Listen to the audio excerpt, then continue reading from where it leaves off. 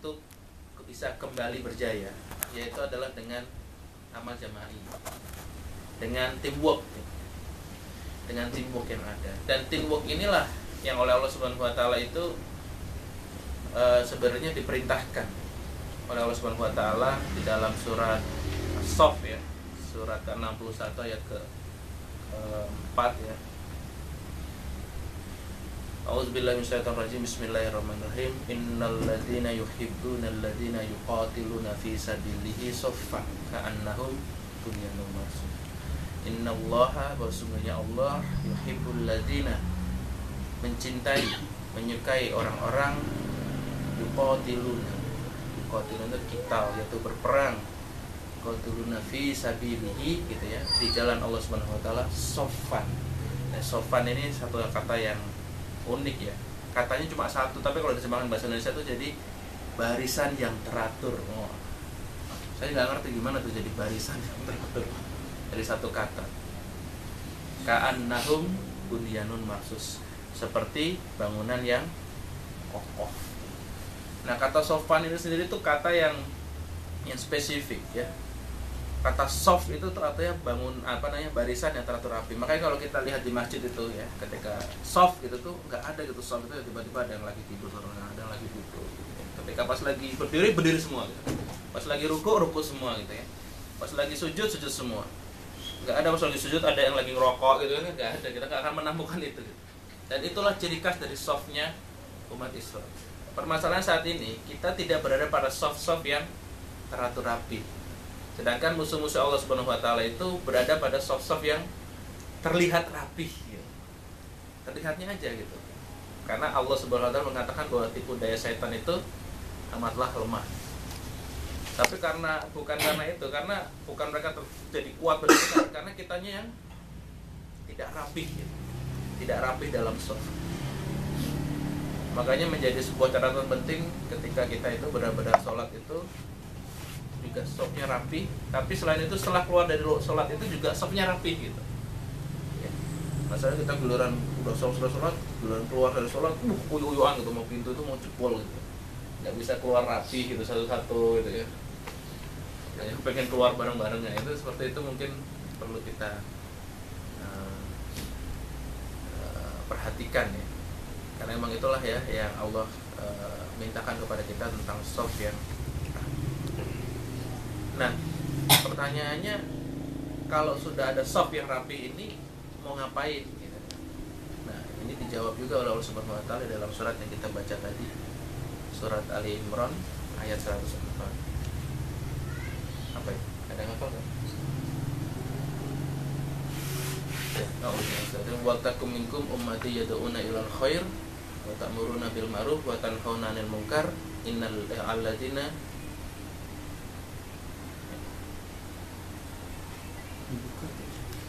ulaika humul muflihun.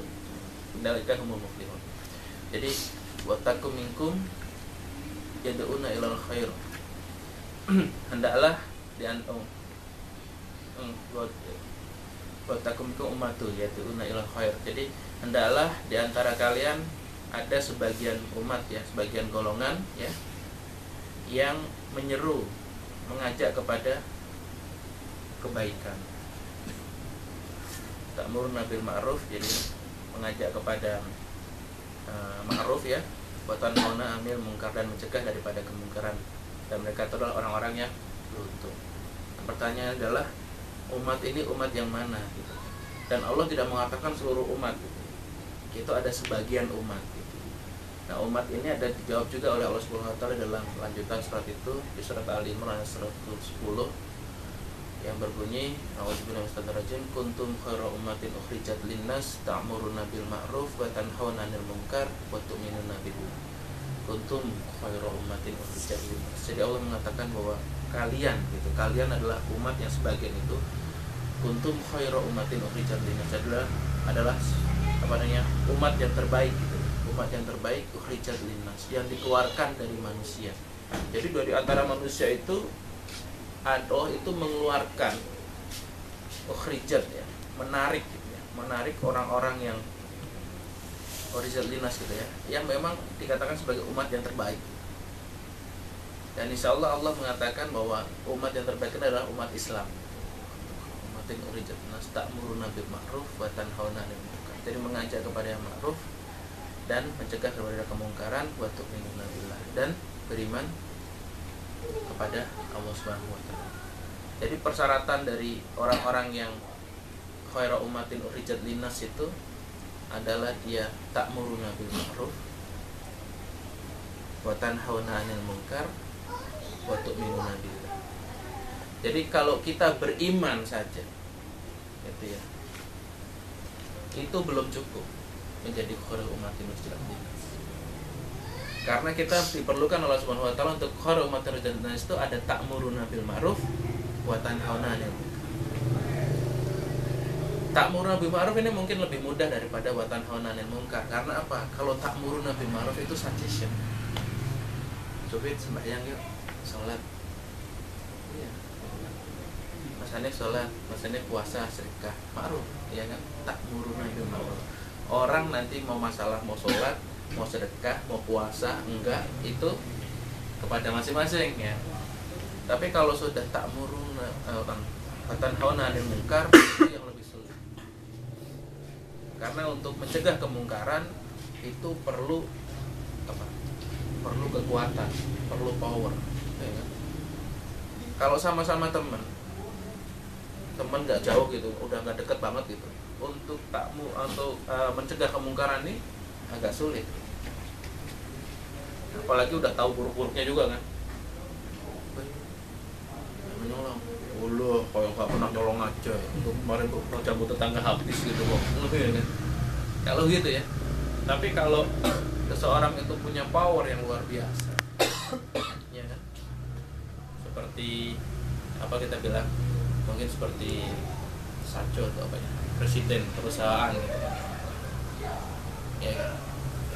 Bagi karyawan saya yang ketahuan nyutil sendal di masjid, langsung saya keluarkan. Oh gitu kan, otomatis loh, nggak ada yang berani itu. Kalau ketahuan aja ya, kalau nggak ketahuan nggak apa-apa. Tapi kalau kita tidak punya power, itu berbeda.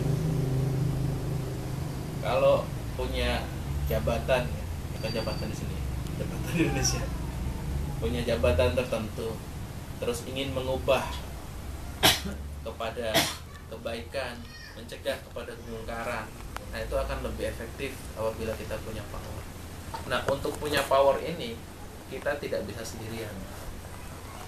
Kita sendiri punya power yang diberikan oleh kekuasaan, mungkin oleh struktur atau sebagainya. Tapi semua anak buahnya nggak ada yang dukung ya, akhirnya diganti pimpinannya gitu. Makanya kita perlu melakukannya secara bersama. Dan itulah fungsi daripada amal jamaah ini. Seperti di PPI ini juga kan ya. Nah, fungsi dari amal jamaah itu ada beberapa gitu. Yang paling jelas itu adalah kita meringankan beban. Meringankan beban.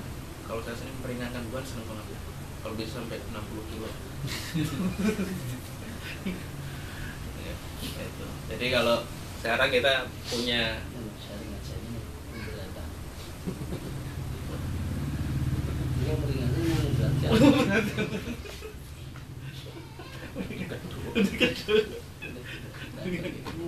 nah, kalau kita punya Mas Hanif di sini sebagai ketua PPI ya, berarti kalau yang lain-lain ini berarti kalau kita timbang, insya Allah kerjaan enggak di Mas Hanif aja. Nah sekarang sudah ada sharing pada Mas Ainul untuk urusin website ya, urusin FB. Nah itu yang pertama, meringankan beban.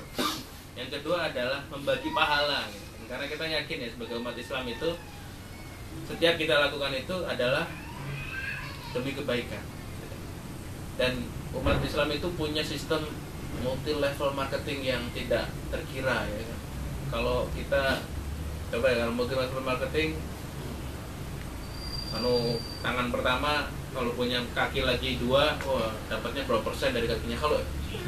Kalau multi marketing Islam itu kita tangan pertama punya kaki 1 aja 10 kali lipat minimal gitu pahalanya. Jadi jangan dikeruk sendiri pahala. Saya minta bisa saya gitu kan. Jadi ketua saya kerjain semua, mau dari sekretaris, mau ini nggak bisa. supaya pahalanya ke saya sendiri, enggak gitu. Dalam Islam tuh enggak. Kita bagi-bagi tugas, itu berarti bagi-bagi pahala. Konsepnya itu bukan ketika nerima tugas, wah saya dikerjain nih gitu kan, enggak gitu. Tapi ketika kita nerima tugas, alhamdulillah berarti kita ada kesempatan beramal. Itu yang pertama. Yang kedua ya, yang ketiga itu adalah dengan beramal bersama. Itu yang adalah kita itu apa ya? Dengan beramal sama itu kita itu saling melengkapi. Gitu ya, saling melengkapi. Itu yang paling penting ya. Karena kemampuan seorang berbeda-beda. Kalaupun satu orang punya kemampuan yang sama, yang jelas dia tidak bisa mengerjakan beberapa hal dalam satu waktu. Sedangkan pekerjaan itu sangat banyak. Ya kan? Karena ada yang kuliah gitu kan, ada kerjaan PPI, ada kerjaan yang lain-lain, maupun orang tua, ngurus anak dan lain sebagainya. Nah, kalau tidak dikerjakan secara bersama-sama, ini yang luar biasa sulitnya. Nah, inilah teamwork yang kita perlukan. Ya. Terus yang terakhir adalah menjaga tujuan gitu. Tujuan daripada organisasi itu sendiri, teamwork itu. Karena sering kan ya kita ketika kita sedang browsing internet gitu. Saya mau nyari paper tentang ini gitu kan. Tentang chemical, apa gitu. Pas lagi nyari tiba-tiba melenceng gitu, bukannya tiba-tiba terakhir komik gitu. Pernah nggak ngalamin seperti itu ya? Sering kan ya. Tiba-tiba YouTube loh, kenapa bisa kesini kan tadi gitu kan. Nah, kalau sendirian ini begitu gitu kan. Tapi kalau coba lihatnya tuh berlima gitu. Woi, ngapain lihat YouTube? Lagi kan? Itu bukan yang udah limpang itu kan, balik lagi. Yang ini kayaknya. Salah. Ada perbaikan macam itu. Jadi konsep amal jamaah itu adalah meringankan beban, yang pertama. Yang kedua adalah berbagi pahala. Yang ketiga adalah saling melengkapi. Ya. Yang keempat adalah supaya kita tetap pada on track, ya, right pada on track. Nah sekarang mungkin ada bertanya, wah kalau itu saya udah tahu ya, kira-kira konten begitu. Tapi sekarang apa yang dibutuhkan di dalam melakukan amal jamaah itu? Yang dibutuhkan oleh amal jamaah itu yang pertama itu adalah tujuan. Tujuan yang pertama. Tujuan yang pertama. Karena yang menyatukan kita, insya Allah tujuan. Kalau seseorang mau beramal bersama, berarti dia harus berada pada tujuan yang sama. Karena kalau enggak nanti berada dalam satu tempat, satu mau ke sana, satu mau ke sana, itu nggak akan ketemu. Dia harus merasakan bahwa tujuannya kita menuju kepada satu tujuan yang sama.